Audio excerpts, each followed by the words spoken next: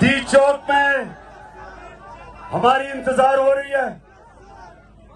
Police ने पुरअमन एहतजाज पे शेलिंग की है, इसलिए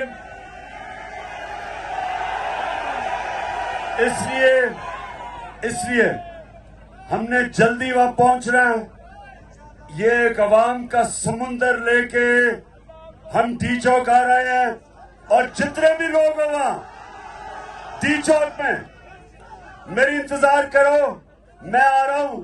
और ये जो भी शेलिंग कर रही है पुलिस, इंशाल्लाह ये जब हमें देखेगी पुलिस समझ जाएगी कि ये लोग जहाद करने आए हैं, हम सियासत नहीं करने आए, हम जहाद करने आए हैं। और हम जब तक इस इंपोर्टेड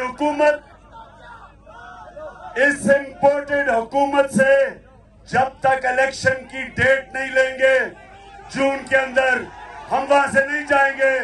और आप मेरी इंतजार करें और मैं इंशाल्लाह आ रहा हूं। और मैं ये चाहता हूं कि तेजी से निकलें, क्योंकि वहां बड़ी देर की डी चौक में इस्लामाबाद में हमारी इंतजार हो रही है। पाकिस्तान जिंदाबाद।